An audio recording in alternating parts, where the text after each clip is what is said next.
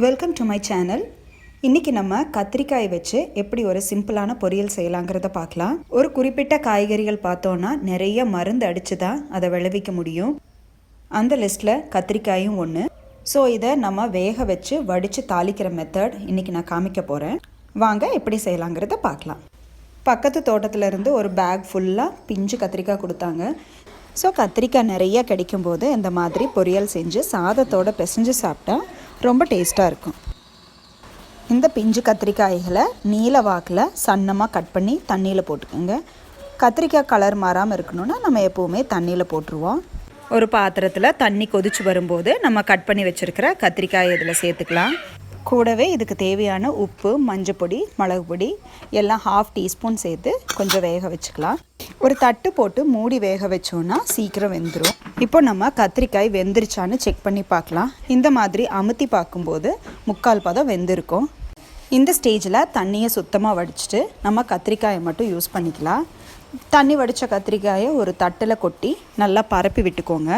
ஏன்னா கொஞ்சம் ஆறணும். சூட்டோடு தாளித்தோம் அப்படின்னா கத்திரிக்காய் கொஞ்சம் சொதன்னு போயிடும். இப்போ இதை நம்ம தாளிச்சு எடுக்கிறதுக்கு ஒரு கடாயில் 2 டேபிள் ஸ்பூன் எண்ணெய் ஆட் பண்ணிக்கலாம். கொஞ்சமாக 1/4 டீஸ்பூனுக்கு கம்மியாக விளக்கெண்ணெய் சேர்த்துக்கோங்க. விளக்கெண்ணெய் சேர்த்துனோம் அப்படின்னா கத்திரிக்காய் தாளித்து எடுக்கும்போது கொஞ்சம் பசவாக இருக்கும். விளக்கெண்ணெய் சேர்த்த பிடிக்காதவங்க ஆட் பண்ண வேண்டாம். எண்ணெய் சூடாயிடுச்சு. கடுகு போட்டு பொரிஞ்சதும் நம்ம கடலைப்பருப்பு 1 டீஸ்பூன், உளுந்த பருப்பு 1/2 டீஸ்பூன் சேர்த்து வணக்கிக்கலாம். கூடவே 5 மிளகும் சேர்த்து வணக்கிக்கலாம்.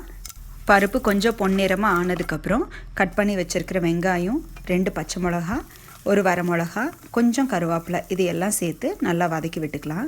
வெங்காயம் நல்லா சாஃப்டாகி வந்துருச்சு. இப்போ நம்ம வேக வச்ச கத்திரிக்காயை இதோட சேர்த்துக்கலாம்.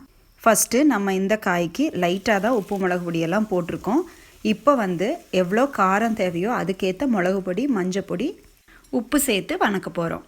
மிளகாத்தூள் நான் இன்றைக்கி 1/2 டீஸ்பூன் வீட்டில் அரைச்ச மிளகாத்தூள் சேர்த்துருக்கேன். சிகப்பு மிளகாத்தூள் சேர்க்காதீங்க. நீங்கள் இதுக்கு பதிலாக சாம்பார் தூள் 1/2 டீஸ்பூன் சேர்த்துக்கலாம். மஞ்சள் தூள் 1/4 டீஸ்பூன், சால்ட் உப்பு 1/2 டீஸ்பூன் சேர்த்து இப்போ நல்லா கலக்கி விட்டுக்கலாம். நம்ம சேர்த்துருக்கிற மிளகாத்தூள் உப்பையும் மேல் உப்பு காரம்னு சொல்லுவாங்க. ஸோ இது நமக்கு காயில் பிடிச்சா போதும். காய் ஏற்கனவே வெந்துருச்சு. அதனால் ஒரு 2 நிமிஷம் லிட்டு போட்டு கவர் பண்ணி வச்சோன்னா போதுமானதாக இருக்கும். இப்போ நம்ம 3 டேபிள் ஸ்பூனுக்கு ஃப்ரெஷ்ஷான தேங்காய் துருவி எடுத்துக்கலாம். லிட்டை ஓப்பன் பண்ணி இந்த தேங்காய் இதோட சேர்த்து நல்லா கலக்கி விட்டுக்கோங்க. கொஞ்சமாக மல்லி இலை தூவி இறக்குனீங்கன்னா டேஸ்ட் நல்லாயிருக்கும். லாக்டவுனில் எனக்கு கிடைக்கல. பார்த்தீங்கன்னா கத்திரிக்காய் பொரியல் சூப்பராக ஃப்ரெஷ்ஷான தேங்காயோட கலந்து ரெடி ஆகிடுச்சு. இதை நம்ம ஒரு பிளேட்டில் போட்டு சர்வ் பண்ணிக்கலாம். இந்த மாதிரி கத்திரிக்காய் வதக்கணும் அப்படின்னா தயிர் சாதம், ரசம் இல்லை வெறும் சாதத்தில் பிசைஞ்சு சாப்பிட அவ்வளோ நல்லாயிருக்கும். இதை நீங்கள் வெரைட்டி ரைஸுக்கு கூட நல்ல சைட் டிஷ்ஷாக வச்சுக்கலாம். இந்த பொரியலோட பதம் அப்படின்னு பார்த்தா நல்லா கண்ணாடியாட்டாக இருக்கும். காய் பார்த்தீங்கன்னா மினுமின்னு இருக்கும்.